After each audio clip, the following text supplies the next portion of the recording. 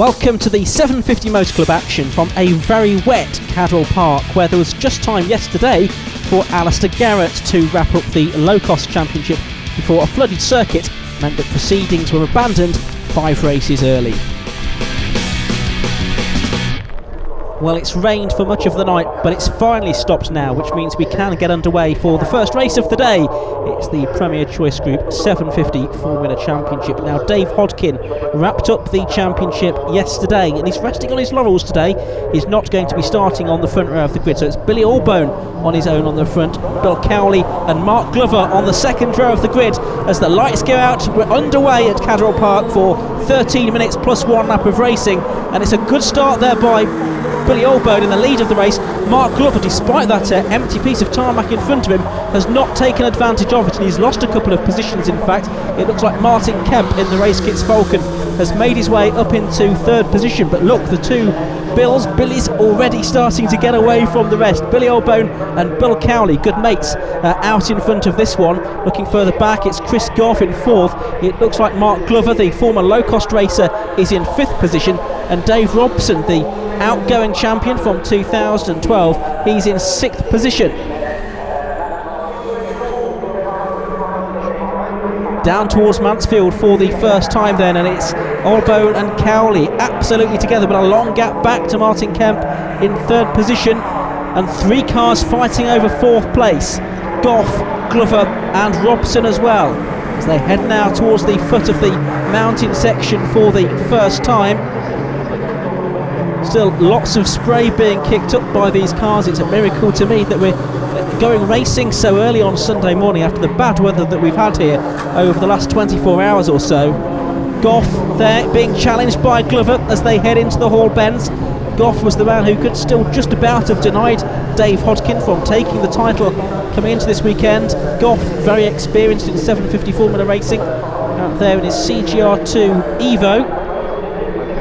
There you can see him in 4th position, still heading this little train of cars with Glover and Robson behind him as they come through now to complete the first lap of this race. I should think we will probably get 8 laps completed for the race distance. Glover in that pale blue car, tucked right in behind Chris Goff then as they head up towards Coppice Corner, the left-hander once more, then towards the right-hander at Charlie's, and Glover had a look there down the inside of Chris Goff. This car that he's developed over a number of years, but I think that's compromised him, and Dave Robson has gone through on the inside there at Charlie's. So Robson now goes up to 5th position and Glover goes back to 6th spot. So number 1 then, Dave Robson, the man from Ashbourne in Derbyshire, the SDAR 83. It's a car that he's been working on for 30 years. Kept down towards Mansfield once more then. Robson now getting ahead of Goff as well, so Goff down to 6th position in fact, because Glover slides through on the inside at Mansfield Corner. So Goff goes down to 6th, up to 5th goes Glover, and Dave Robson up to 4th now. But look as well in the background, you can see the blue car, that's the SSF of Bob Simpson, the 66-year-old who's coming to the end now of his 45th season of racing with 750 Formula. He was the champion in 78, 80, 89 and 2003. He'll be hoping to make up a few positions before the end of this race that rounds out his 45th year in the championship. Kemp there in a rather lonely 3rd position, turns his way through Barn Corner and onto the start and finish straight. And look how Robson and Glover have just left Goff standing a little bit there. He's falling away from these two that are still disputing 4th and 5th positions, and Glover now showing the nose to Dave Robson, but you can see the track's still very wet, in particular offline, so there's not really more than one line that can be used to affect a good overtaking move at the moment here at Cadwell Park. It's only stopped raining in the last 20 minutes or so. His drivers then had a race yesterday. It was Billy Allbone that took the win, his 5th of the season, but 2nd position wasn't enough for Dave Hodkin. And Martin Kemp completed the top 3 yesterday, albeit 26 seconds behind the winner. Dave Robson was in 4th position yesterday. He's holding on to that 4th place again today for the moment. It was Martin Kemp, and behind him. We still have this fight going on between Robson and Glover. Robson in the number 1 car, the champion in 2009 and 2012 as well. Both recorded in that car. And again, he had a very outside chance of taking the championship coming into this weekend, but it was really just a mathematical possibility and not much more than that. These cars in the Premier Choice Group 750 Formula Championship, of course, powered these days by the 1108cc Fiat engine. It really has breathed new life into the championship. It's proved a lot more reliable than the reliant 850cc engine that was previously used. Robson now with Martin Kemp, but Kemp spins in front of him and very well to avoid him there. Dave Robson just scooting to the left-hand side of the spinning Martin Kemp, Race Kits Falcon, at the last moment, and the 64-year-old chartered engineer from Aldershot spins 3rd position away. So there's added significance now in this battle. It's now for a podium position, and it's Robson against Glover. Sunshine now coming out at Cadwell Park as the cars come into Hall Bends.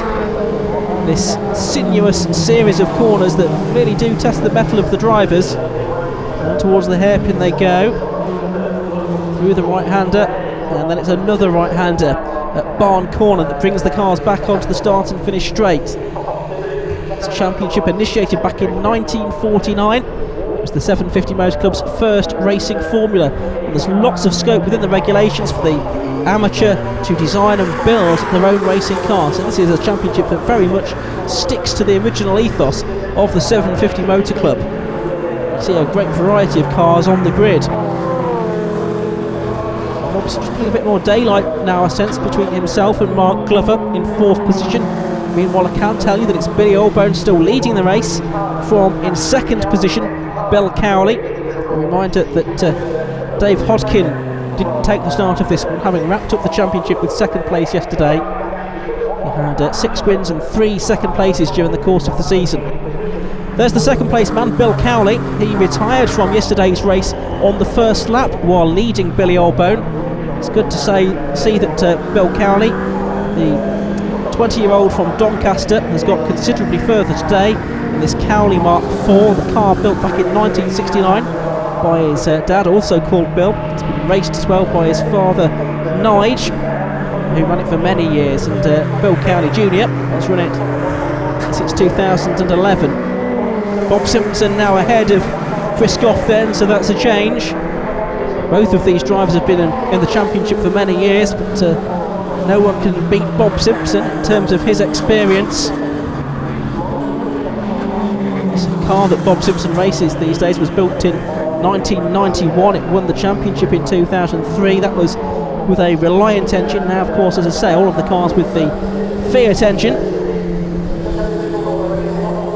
Most of the engines conventionally mounted, but one at least transversely mounted engine. And the Baton 3, Tony Batten's design, that Billy Allbone, the leader of this race, pilots. So Goff making his way through to complete another lap in 6th position, and you can see just in the background of the shot a moment ago, there he is again, Martin Kemp in 7th place, having had that spin at Mansfield a few laps ago, spinning out of podium contention. Can he get back into the top 6 though, as the race enters its closing stages? There's Robson and Mark Glover making their way down to Mansfield as the last lap board goes out to the race leader. It's Billy Allbone then. Just tells you how big a lead that he has got in this race. Pretty much half a lap ahead of these two drivers that are disputing 3rd position here. Climb their way into the woodland section once more.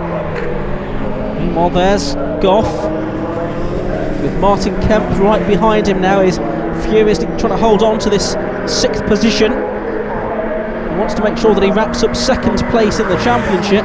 Bob Simpson, Dave Robson, I beg your pardon, might just pip him to that. We'll have to wait and see. Here comes Robson. He's about to start his final lap. He's in 3rd position.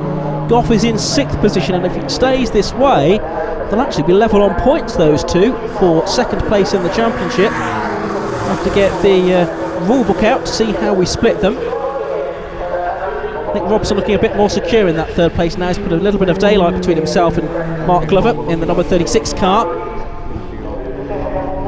Here comes Billy Allbone then, out of barn corner. We've not seen an awful lot of him in this race, but it's been a really masterful display from him, I can tell you. Out of barn corner he comes, the checkered flag being made ready, and he wins again in the Premier Choice Group 750 Formula Championship, and that is a 6th win of the season for him. And here comes Bill Cowley, he takes 2nd position, and that's one of his best results of the year, his 4th podium finish. He had one win, of course, early on in the year at Rockingham. And Dave Robson having looked secure in 3rd position. Mark Glover has tried to chase him down in these closing few laps. To the line they come, and Dave Robson's just going to hold him off, but only by around about half a second in the end.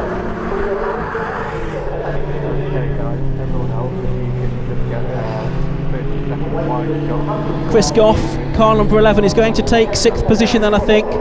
Martin Kemp has been close to him over the last lap or so, but that spin midway through the race really cost Martin Kemp dear when he spun out of 3rd position on lap 4.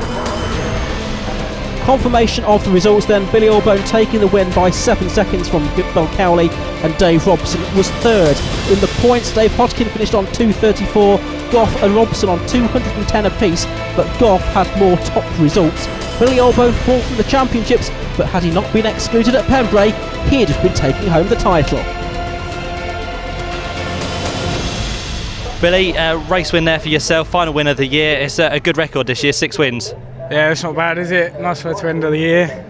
Shame we couldn't have had a few more wins and this, that and the other and got a championship, but it's always next year, isn't there? And Cadwell Park's looking a bit tricky today with wet conditions.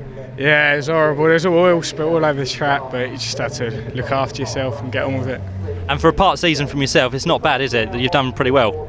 It's alright, it could have been better, but do silly things. Cost you in the end, didn't it? Well done, Billy, on a good result. Thank you very much. Cheers.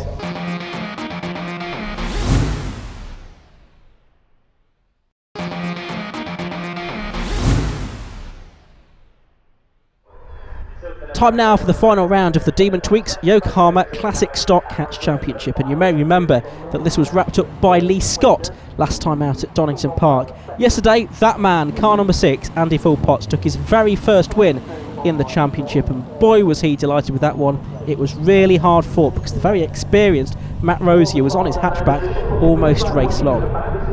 So on pole position today, alongside him on the front row of the grid is Andrew Lightstead. Row 2 is that man Matt Rosier and Imran Khan, who missed the last meeting at Donington Park. Lights out, away we go then at Cadwell. 13 minutes plus 1 lap of racing ahead of us, and track conditions just having improved a little bit further since that last race. It's a good start from Rosier then. He's tucked in behind Philpotts as they go up to Coppice Corner for the first time. A very good field of the pre-92 stock catch cars, and Matt Rosier's got the lead of the race there, away from Andy Philpotts around the outside at Coppice Corner. That was a very good move indeed. He's cemented it through the first part of the double right-hander at Charlie's as well. So it's Rosier leading straight away.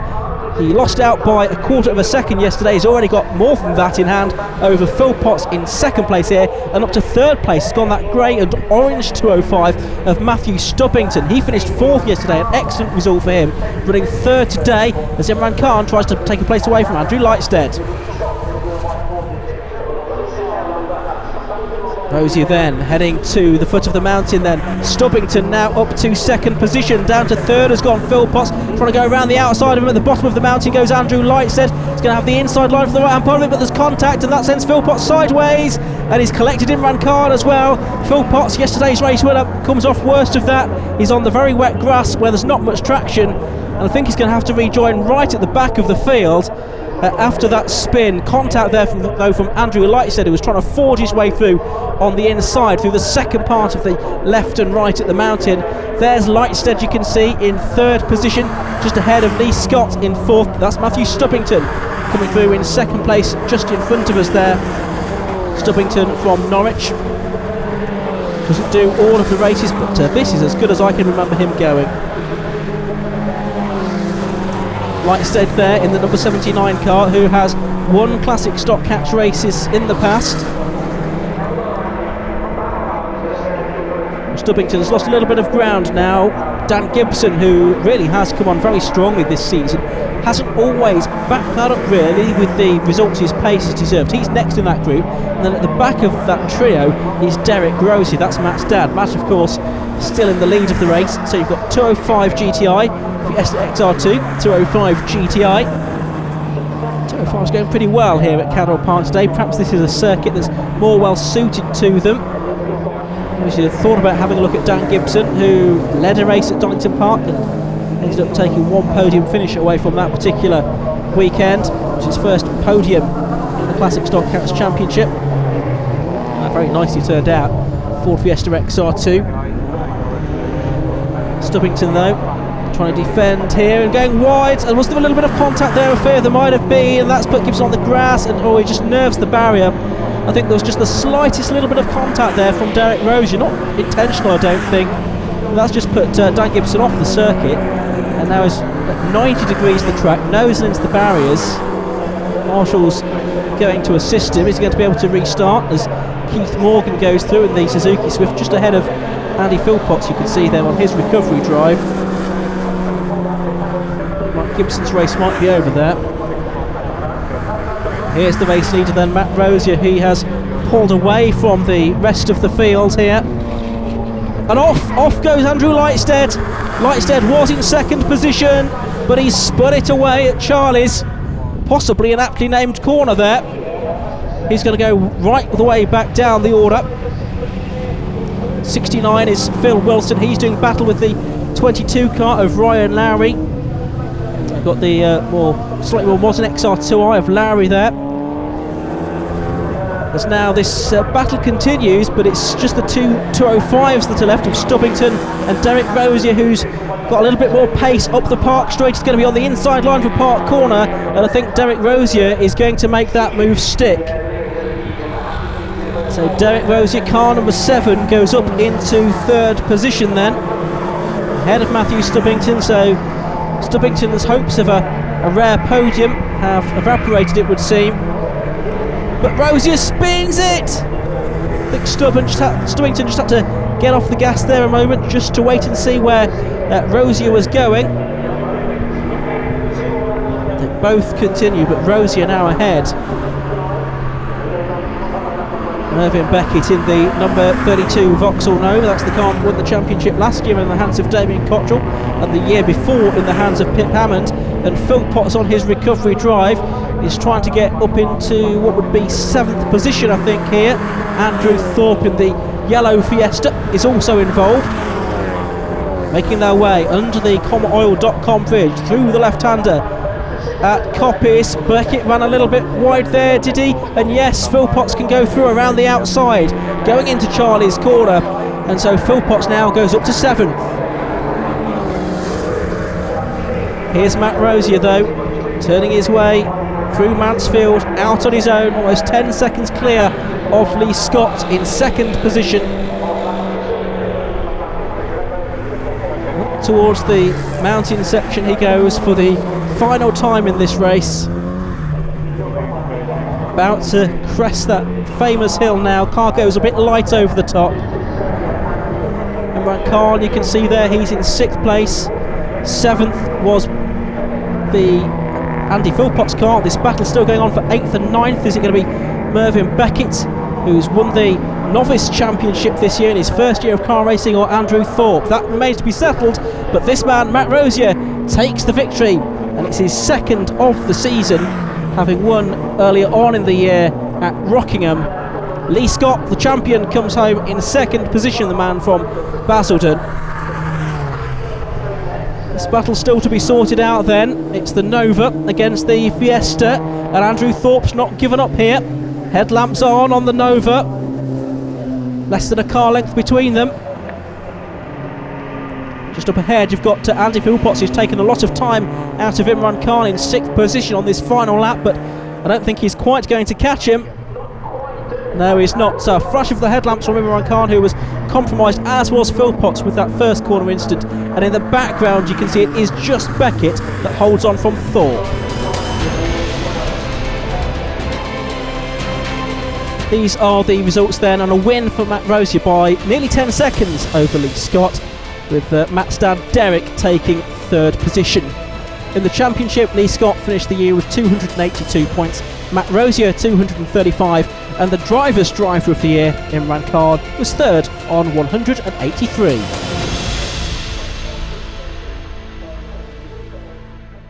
Matt Rosier, a victory there for the Classic Stock H. Was that a nice win for you? Oh, it was a brilliant win, brilliant win. Not much pressure today, but your 2nd victory of the year. I managed to get into the lead and then just got into a rhythm and kept it going and managed to keep out of trouble. There was some oil down over the circuit which caught a few people out, but I managed to avoid it and yeah, just drive to a win, I suppose. You back for more races next year? Definitely back. It's one of the best series to race in the UK. Well done, Lee, 2nd place there for you. You've already wrapped up the championship. Nice way to end the year. Yeah, I'm thrilled with the result. It's been a great day, yeah. And you're back next year to try and retain it? Yeah, absolutely. Looking forward to running number 1 on the car. Well done, Lee. Thank you. Well, the Sports Specials Championship and SR and GT Challenge lost their race to the weather yesterday, but blue skies just about for the moment here at Cadwell Park. The loss of the race yesterday, the overall championship pretty much settled now in favour of Class B driver Colin Benham. There should be an exciting Class A battle to behold. We've lost Paul Boyd. He's going to be a non-starter due to a leaking fuel tank, so the chase is on. Rob Johnston and Clive Hudson both just behind him in the points. They could pip him to the post, but it's the SR and GT car, the Cobra replica of John Dixon, that's on pole position as the lights go out. He makes the best of the starts. It's not a great start from Rob Johnston from the outside of the front row of the grid. He goes down to 3rd position. It's Paul Collingwood that makes his way through into 2nd place behind the Cobra. He races in the SR and GT clusters. John Dixon then, car number 35 for him. He's the man from Dis. As the cars make their way out of Charlie's and onto Park Straight for the first time. A bit more of a dry track now starting to emerge. Look in the background, you can see that white and red Rogue Xenon of Patrick Mortel. He's going to be one to watch, I'm quite sure, as this race develops. Goes well on a wet track usually, but what about a drying one? Let's wait and see. Board with Patrick Mortel now as they head up towards Park for the first time. This car, oh, and there's a spinner ahead. And we've lost somebody there. That, I think, was probably the Cooper brothers, Paul and Adrian Cooper. Perhaps they've both gone off there between Park and Chris, but Patrick Mortel avoided all of that. I was about to say, that car with the MR2 running gear. As John Dixon continues to lead, then Paul Collingwood in the silver. That's a Class C car in 2nd place, and it's Rob Johnston in 3rd. There's Patrick Mortel in 4th. Rest of the field making their way down. You can see the 2nd of those Rogues. And, that's Leighton Norris a little bit further back down the order. That's the pale blue and white car. Now, within the Sports Specials Championship, points are scored within each individual class rather than based on overall finishing position. Bit sideways there for Paul Collingwood. He's in Class C, Rob Johnston's in Class A, and Clive Hudson in the bronze Eclipse just behind the number 1 on his car. He's also in Class A. Johnston and Hudson can overhaul Paul Boyd in the championship. He's having to sit this one out due to that leaking fuel tank. But although Johnston goes up the inside of Collingwood and takes 2nd place away, it's not necessarily going to gain him any more points in the championship because, as I say, Collingwood races in Class C. Class A is for Duratec engine cars. Class B, which the champion Colin Benham races in, that's for Zetec engine cars. Class C is for anything else that really qualifies up to a 340 brake horsepower per turn limit. So Johnston now at the head of the Sports Specials pack. Through to complete another lap then. Still Paul Collingwood 2nd within the Sports Specials, and 3rd is Clive Hudson, last year's champion.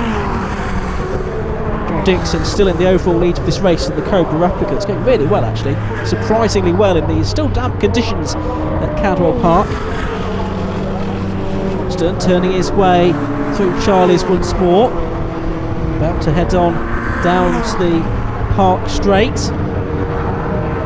Hudson there, he's slowing a little bit in the background. And talking about slowing, has Rob Johnston got a problem? It looks like Paul Collingwood was able to breeze past and has done so up into Park Corner. Meanwhile, we're on board with Patrick Mortel. I think this is the Anton Land car that's just ahead. Number 12, yes, the 2nd of the Cyanas, and Patrick Mortel despite giving away a little bit in horsepower probably, managed to go through on the inside there. Good stuff from Patrick Mortel. Conditions improving all the time here at Cadwell Park. Mortel looking for second position within Class C in the championship. Wayne Rothwell and his Tiger has got first in Class C wrapped up, was in contention for the overall championship as well until not too long ago, but had a disappointing Donington Park round last time out. So it's Collingwood, Johnston and then Hudson now in that number 1 Eclipse. Johnston had 4 straight wins in Class A at the beginning of the season. Hudson's had 5, all of them coming in the second part of the season though. But Boyd, although only 3 Class A wins, he'd been the man who'd been most consistent, was leading the Class A part of the championship, so we'll be so frustrated to have to sit this one out. Who to complete another lap then, out of Barn Corner and onto the start and finish straight. With Collingwood now back in front, Johnston in second as far as the sports special is concerned, and Hudson in third. Through the left-hander at Coppice, then the right-hander now at Charlie's. A long right-hand turn this one. Brings the cars out onto the Park Straight, the longest straight on the track. There's the champion, Class B championship leader, Colin Benham. He's going strongly in his STM Phoenix. Leighton Norris behind him, one of those Class C Rogue Xenons. I'll tell you that Colin Benham is leading Class B here this weekend, thanks in part to the demise of the Coopers on the opening lap of the race.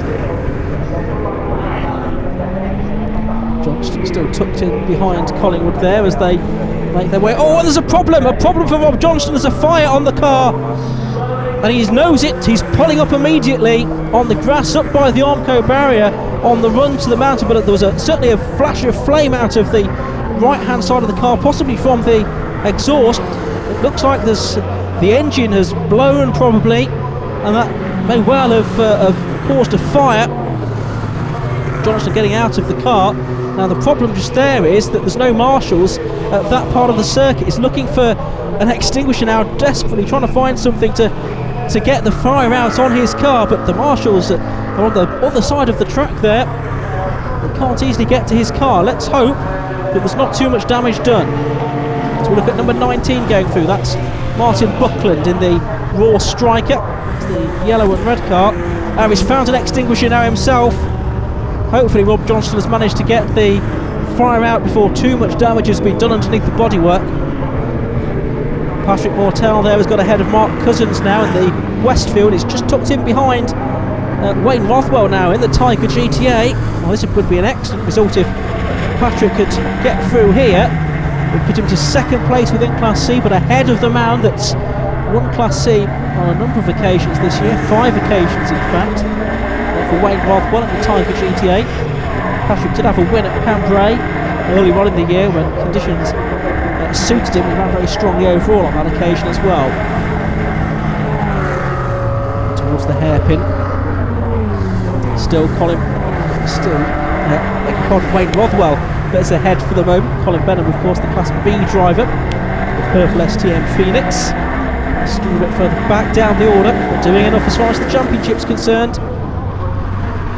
There's Benham now. Oh, and off ahead of him, or at least alongside him, was the number 44 car of Marcus Roskill. The 46-year-old business owner from Hungerford has been caught out, I think, on the damp circuit in the ex-Clive Hudson car. Goes for a spin. Meanwhile, John Dixon comes through. Checkered flag is waved, and John Dixon wins the SR and GT Challenge quite comfortably. A relatively small grid of those cars. The win in the Sports Specials is still to be decided, though.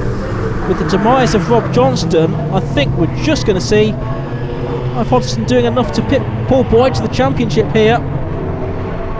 Through the right-hander at Barn Corner they go. It's going to be Paul Collingwood that takes the Sports Specials win, second place overall, but a Class A victory here for Clive Hudson. He gets the fastest lap as well. That's just enough to give him the championship.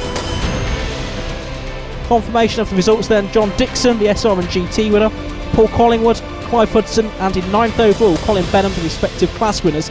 Colin Benham also wrapping up the overall championship. Confirmation that Hudson was second overall and first in Class A as far as the points were concerned. 2 clear in the end of Paul Boyd.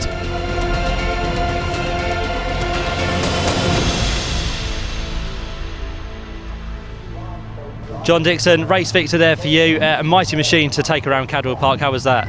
It's always fun driving here, and surprisingly this car can be a lot of pleasure in the wet. I've had it a long time. I haven't driven it much this year, so I was enjoying myself, even though it probably wasn't that exciting for the people behind. And what's the plans for next year? You're going to be back out with this?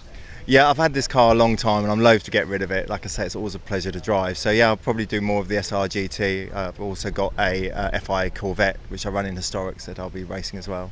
Well, a very nice way to end the year for you in the SR and GT. Well done. Yeah, and in the sunshine, not the wet.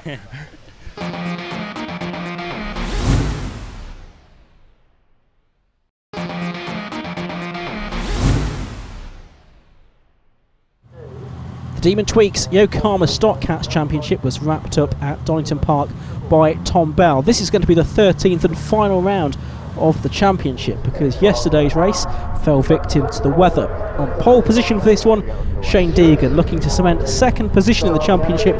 Next to him on the front of the grid is Tom Bell. Row 2, Lee Deegan, and the orange car there, number 81, Nathan Saunders. Lights out then, the race gets underway. We're on board with Paul Jarvis, who's starting on the third row of the grid, the inside of row 3, but immediately he loses a little bit of ground to the yellow car of Andrew Tibbs there. Meanwhile, Shane Deegan has made a good start. He's started in the lead. There's 2 cars getting together though further back. One of them, the blue car there spinning, is Terry Roughton. The other may well have been the 12 car, I think, of Steve Polsland as well. You can see there the Clios in their own separate race, half a dozen of them just setting off. It was Matt Fincham and Martin Ward on the first row of the grid as far as the Clios were concerned, not racing for championship points. On board with Paul Jarvis. He's got that place back from Andrew Tibbs, I think, as they go over the crest and up towards Park Corner for the first time. So Jarvis back to 5th position as he turns into the right-hander. Jarvis last time out had his first ever podium finish in Stock Cats. You just can't keep Andrew Tibbs behind him though, because Tibbs got his nose back in front through Chris Curve there. Now down towards the Gooseneck they go. Then a very challenging corner, this one. Let's have a look at those 2 in the background. It's just Jarvis holding on, but it's Shane Deegan leading, Tom Bell second, Nathan Saunders has gone on to third, and it's Lee Deegan completing the top 4. Carl Swift there in the number 45 car, the lime green car. Good to see him out at Cadwell Park this weekend. Rob Drake was in that car in the early part of the season. Floppy Marcus just getting a little bit of a brush there. On board with Steve Polson there. That's the Carl Swift car up ahead. The green car is one he manages to get past. This is the Silver Fox then, Terry Roughton, veteran of the championship. Polson there, well, just trying to find a way through on the inside. On the outside it would have been for Coppis. Polson survived, but Roughton unfortunately less fortunate. He has got going again, but he's a long way at the back. You can see Shane Deegan making the best of the starts. And here's the incident further back. Yes, Polson and Roughton there, both of them onto the grass. We had a similar type of incident on the left-hand side of the circuit, the low cost yesterday, which brought out the red flags, but fortunately the race able to continue uninterrupted here. No change in the order then. It's still Shane Deegan leading, the champion Tom Bell with a lot of ballast on his car, like an 85 kilograms of ballast for his success in the last few rounds of the championship, which may hurt him here at Cadwell Park. Then Nathan Saunders in third. He's got about 60 kilograms less ballast on board his car, with just 2 podium finishes in his last 5 race results. That's how the ballast is decided. So Saunders chasing down Tom Bell here. Tom Bell, the engine tuning expert, produces and provides the engine for many of the cars out on the track. Here's Steve Polston then after that early brush. On a relatively clear track ahead of him at the moment, but he's a bit further down the order than he would have liked to have been. He was on the podium at the Silverstone International Circuit, of course, a couple of months ago. There's Bell, still with Saunders only a couple of car lengths behind him then, as they turn their way through the left-hander at Mansfield, now heading towards the woodland section once more, with Shane Deegan ahead. Shane's slightly less experienced brother Lee just behind, and Lee looking good here to wrap up the rookie championship. He should get third overall in the points, I would think, all being well. There you can see the Clios, the fastest of the Clios, now getting on terms with the slower stock catches, and it's Martin Ward and Matt Fincham that are fighting their way up the order. Martin Ward, who was a Saxo racer in the Stock Cats Championship until last season, as was Matt Fincham. Fincham helping with the development of the Clios, which should have their own standalone grids for next season. I'm really looking forward to seeing that. Oh, what a moment further back now was that for Philip Wright, I think it was, and that's let the 2011 champion Patrick Fletcher, who was 8th last year, get through into 6th position now. You can really see that there is a difference between the dry and the wet line of the circuit. Some parts of the circuit have a wider dry line. Here's Fincham just going through past the 95 car. That's Matt Ellis from Bury St Edmunds in his Saxo. And Wright hasn't given up on trying to get this place back away from Patrick Fletcher here. Patch, as he's known, a graduate of the Saxmax Championship from a few years ago. On board with Steve Polsland, where you can see how down the straights those Clios are much quicker, and Martin Ward is going to breeze through, I think, on the inside. Yes, he does. Oh, but is there a little bit of contact there from Polsland? Certainly Ward was massively out of shape. Polsland on the grass there as he tries to get back through on the inside, and he's back ahead of Martin Ward now, and that's backed Ward back up into Matt Fincham. I was about to say that through the corners, the Saxos, a little bit less powerful, but have slightly operated suspension compared to the Clios. They will corner a little bit better. They do handle that bit better. Like 2 Sport is the specific model of the Clios that we see out here. Matt Fincham there trying to make up his place. Well, Shane Deegan has checked out the first of the 2 Cambridge brothers going well, but there's contact further back. Saunders there was desperately trying to find a way through on the inside of Tom Bell. That got Tom Bell sideways. It's let Lee Deegan get into the equation as well. Lee Deegan is alongside Nathan Saunders now. He's on the outside line for the right-hander. The left-hander should say at the foot of the mountain. Does he go through? Yes, he does. So Lee Deegan goes 3rd, and Nathan Saunders is down to 4th position. And that was all the result of what happened 30 seconds ago, really, at Mansfield Corner, when Saunders was trying to find a way through on the inside of Tom Bell. Bell got sideways.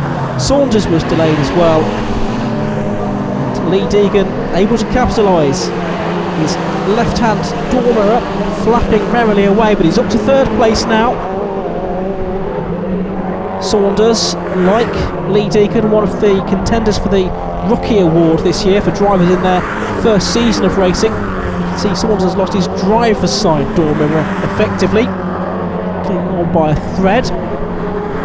It's Shane Deegan leading, Tom Bell 2nd. Tom Bell, as I say, having wrapped up the championship, 7 wins this season. Lee Deegan is off the circuit.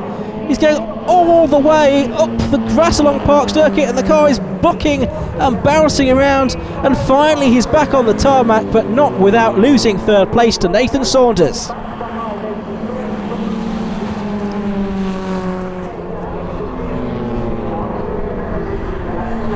Paul Jarvis under pressure now from Patrick Fletcher for 5th position as they come up to the right-hander.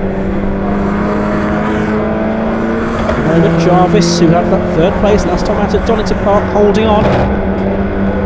Jarvis considerably ahead of Fletcher in the championship this season. Fletcher's not had the most reliable and consistent season. Down through the gooseneck they go. You could hear the rattle of the curves being taken by Jarvis,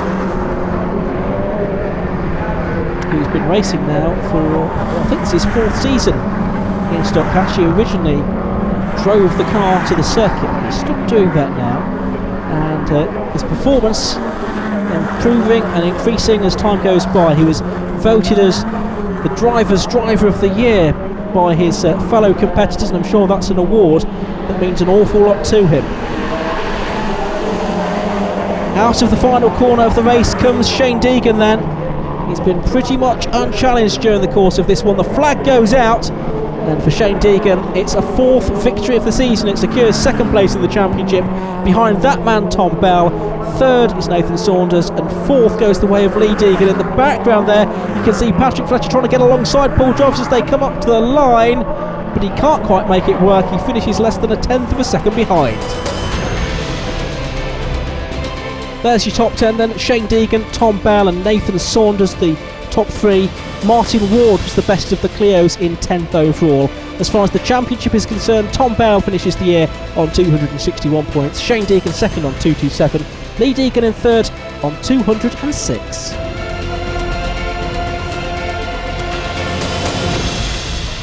Shane Deegan, well done on the victory there, your 4th of the year, and a gap you pulled out quite nicely.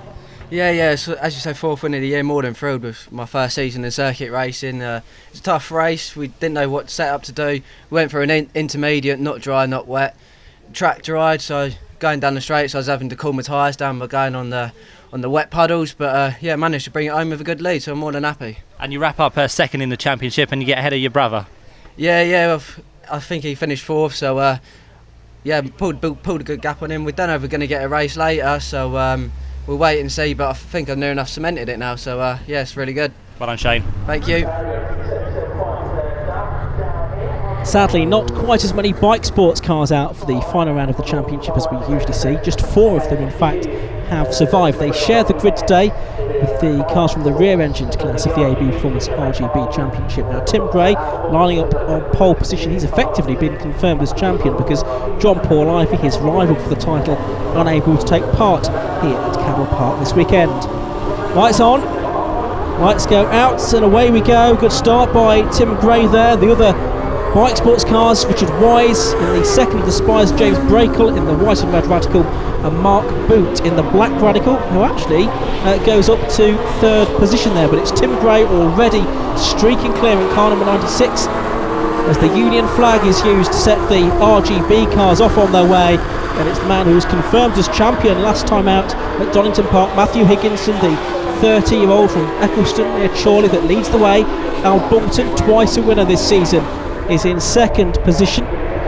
Tim Gray already heading down out of the gooseneck towards Mansfield. James Brakel there goes very wide, and he can't hold on to 2nd position there surely, because Mark Boot in the Radical PR6, the black version of that car, well, he went through on the inside, but I think James Brakel has gathered up the momentum, and yes he has, he's held on to 2nd position. So brilliant stuff there from James Brakel, who will be looking to get up towards 3rd place in the championship standings with a good finish here.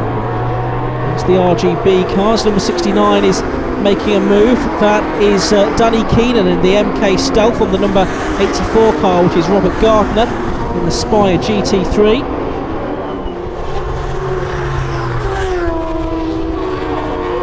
Now you can see, I think that's the Bob Mortimer car losing out to Danny Keenan. Further back, you can see Mark Norden, the MNR LMP 2012. Off there goes David Whale, is that? Yes, David Whale out of the race, and it looks like the Mark Norden car is not much longer for this race either, because that is a spectacular plume of smoke out of the back of this car. I'm sure he's going to pull off onto the grass out of harm's way for too much longer. And the bike engine on that particular car has let go, I'm afraid. So he's going to park up. And someone off there, it's Mark Boot. He's got it all wrong, he's on the grass, no grip there, he spins around. The weather good enough for slick tyres in the end. Oh, he's now got to wait for Matthew Higginson to go past the RGB champion before he can rejoin. Now he's on the grass on the other side of the circuit. It's all gone so horribly wrong for Mark Boot, and he's now well and truly embroiled amongst the quickest of the RGB winners. Al Bolton there has gone through. Scott Mittel as well, who missed out on a decent result last time out at Donington Park after he failed to start the first race of the weekend. He had more engine problems there. Tim Gray then continuing to lead the race. He's put a lap now on Mark Boot in 4th position amongst the RGB cars. Extending his advantage. He's going very well indeed. He's lapped already in a sub 1 minute 25 lap. That's an average of almost 93 miles per hour around here at Cadwell Park. So Tim Gray emerges from Barn Corner. And this is the drive of a champion, and look how he weaves across the circuit to celebrate his win and his championship as well. He was the RGB champion last year. This year he's the champion in Bikesports as well. Higginson has gone through to take the RGB win from Alistair Bolton in second place. Here's confirmation of the results then. Worth mentioning Edward Scotney racing with stickers on his car, supporting the imprisoned journalist Kieran Bryan this weekend. Confirmation that Tim Gray and Matthew Higginson are the respective champions in Bikesports and the rear engine class of RGB. Well, join us again after the break for action from the front-engined RGB division.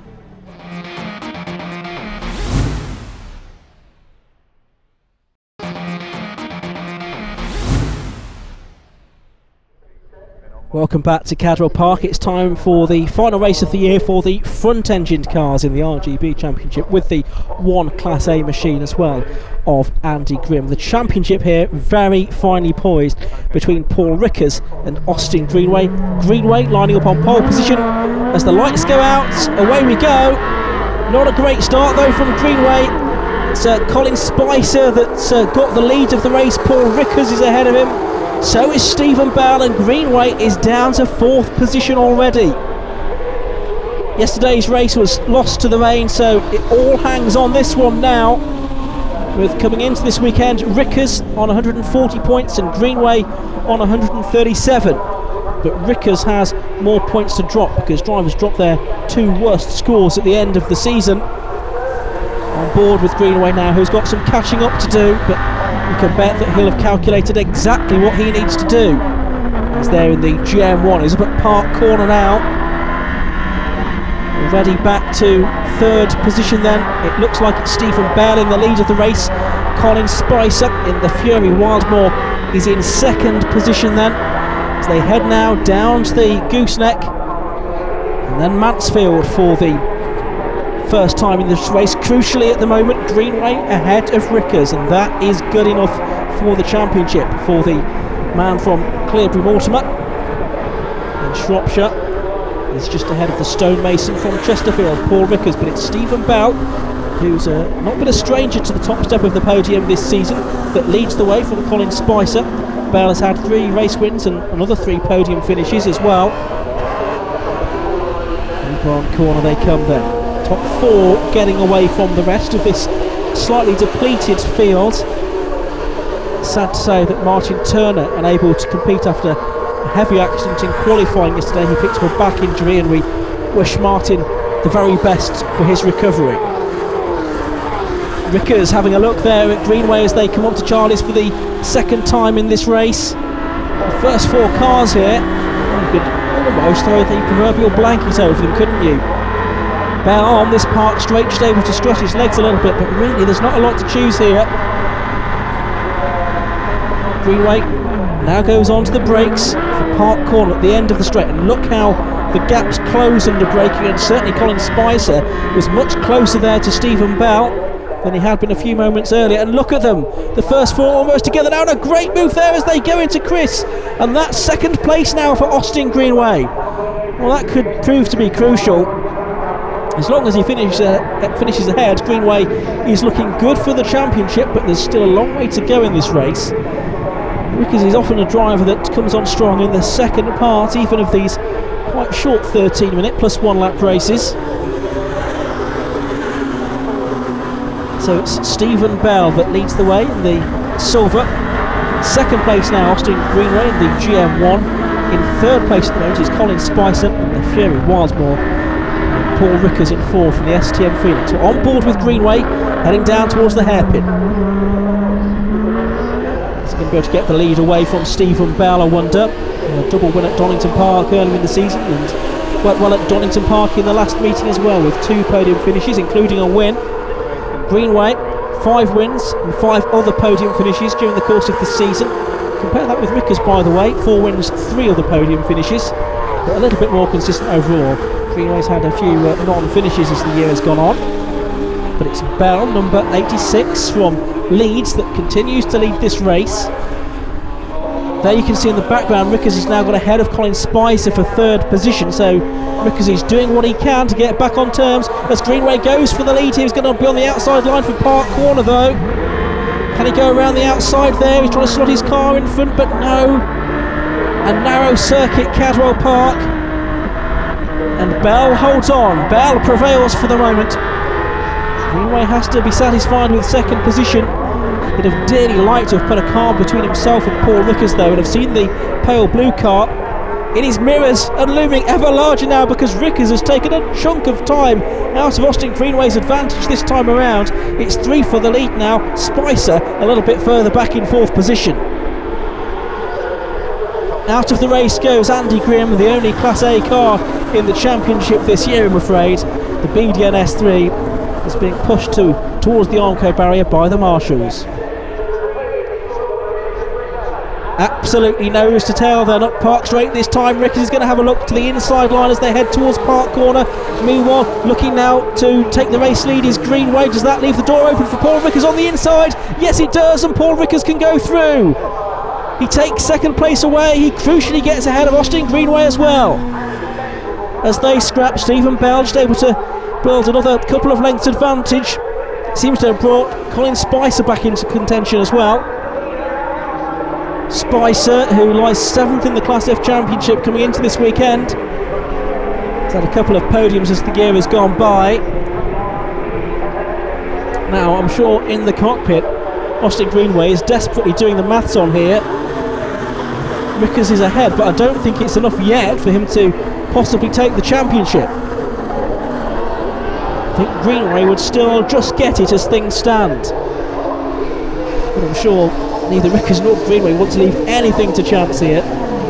Meanwhile, Stephen Bell is getting involved here, isn't he? He's gate crushing the party. He's gate crushing the battle between Paul Rickers and Austin Greenway for the championship. Bell 5th in the points coming into this weekend, as now Rickers challenges Bell for the lead as they come up and over the line. They're overlapping now. Bell though tucks back in behind. Can he mount an attack as they go into Coppice? Now the right hander at Charlie's is next up. He's going through on the inside. No, he's not. He ducks back in behind. But Rickers thought about it there. Now, of course, he got the second place away from Greenway at Park Corner on the previous lap. Can he do it to Stephen Bell this time? We're on board with Greenway. He's got a great view of this. Rickers goes to the left-hand side of the circuit, the man from Chesterfield. He's going to go around the outside, and Bell gets a bit crossed up there under braking, and Rickers goes through and actually suddenly has quite a big advantage, because Bell got very out of shape there and he couldn't defend. So Rickers has a big lead now, Bell to second, and Greenway still there in third position. Well, fantastic race this. How is it looking in the championship? Well, I reckon if it finishes like this, Rickers is going to be 1 point behind Greenway in the championship. If he gets fastest lap as well, that could be interesting. Out of the hairpin they come then. And you can see Stephen Mallion as well. He's actually closed in on this battle as well. He's not too far behind Colin Spicer now. The cars go on to their final lap. And at the moment, Rickers has got the fastest lap of the race. So if it stays like this, then the two of them, Rickers and Greenway, are going to be absolutely level on points for the Class F Championship. And by my math, they'll both have taken 5 race wins as well. Rickers is well clear now after that manoeuvre on Stephen Bell a lap or so ago. So to come down, I think, to the driver with the most second positions in the championship. Have a look who that's going to be as Greenway turns his way through Park towards Chris he goes. Well, Rickers has 3 before today, and Greenway has 4 before today. So if it stays like this, I think Austin Greenway is going to win the championship by virtue of having had more second place finishes than Paul Rickers. You could not get a lot closer than that. Rickers is doing everything he can. He's driven the wheels off that car. It's his 4th year now in RGB. It's the ex-Paul Rogers car, powered by the Yamaha R1 engine, STM Phoenix. Greenway there, still in 3rd spot. He just can't afford to throw it away. He's just got to get to the checkered flag, because if he doesn't, that changes everything. through the Hall bends, he's still pushing on. He can't rest on his laurels just yet because Colin Spicer only a few seconds behind him. Down towards Barn Corner for the final time. Rickers takes the checkered flag, he punches the air, but does he know how this is going to affect the championship? Second goes to Stephen Bell, third goes to Austin Greenway. Now that's some celebration for third position. I think he thinks he's done it, as look at this, for fourth and fifth place over the line. It was Spicer just holding on from Mallion. Well, confirmation of the results there. Rickers taking the win by 6 seconds from Bell. Greenway another second and a half back in third position. Spicer, Mallion and James Walker completing the finishes. Greenway and Rickers finish on 145 points apiece, but Greenway gets the verdict. Stephen Bell accelerated his way to third in the Class F Championship with 92 points.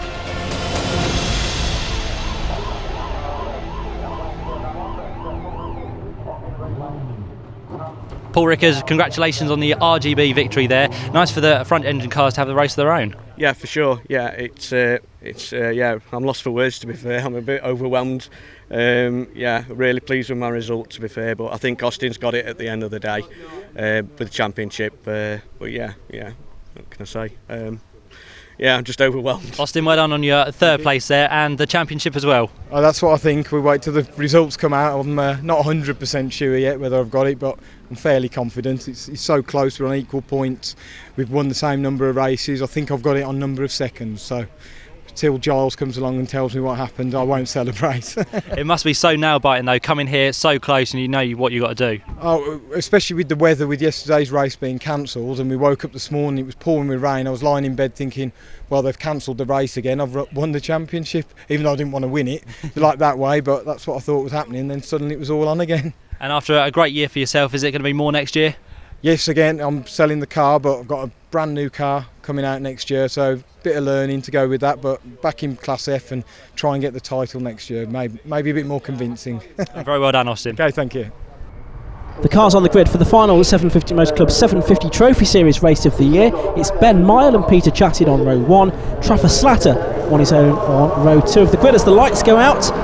Away we go then. Not a good start from Slatter in the number 72 car. He doesn't get away at all well in the Centaur Mark 6, so he loses a little bit of crowd and look there. You can see the first of the Austin 7s, well actually the second of the Austin 7s, that's Greg and Thruston in the burgundy coloured cars on the grass trying to get ahead of him there. Thomas Emden, you can see, the 29-year-old from Hampshire, towards the back of the field. There's Barry Pike in second position then in the JGS 3, a very successful car in 750 Trophy, but Trafford Slatter, now with the rain falling once again here at Cadwell Park, I'm afraid to say, he's recovered to third place, but up front it's Peter Chattin that's in the lead here. Fourth position there, Ben Mile, who's won 3 of the races this season.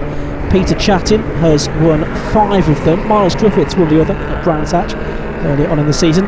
Here are the Austin 7s, headed there by the number 5 car of Michael Harvey.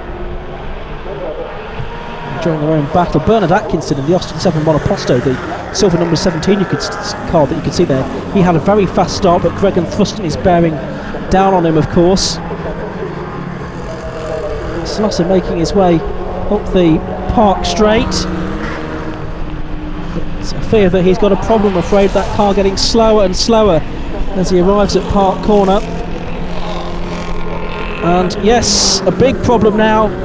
It's like the engine has let go on that, the Reliant engine, as the car spins around. I think Slatter is going to be out of this race, I'm afraid. Bernard Atkinson doing battle with John Gasking here, but a moment for John Gasking. A spin onto the grass. Not too far away from that stationary car of Slatter. But he does get going again, and he'll hopefully be heading for 6th position. As Peter Chattin comes out of Barn Corner for the final time, and he's going to make it his 6th victory of the year in that HSC. With the old 750 Formula type cars, he finishes ahead of Barry Pike, 2nd position for the property manager from Sheerness in the ex-Pete Birch car that Pete Birch ran very successfully for a number of seasons.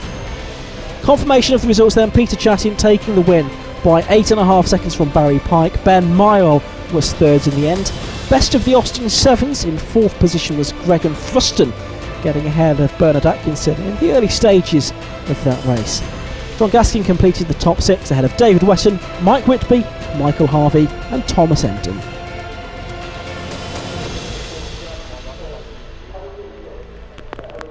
It's been a great season of racing with the 750 Most Club. I hope you enjoyed it. See you next year. Bye bye for now.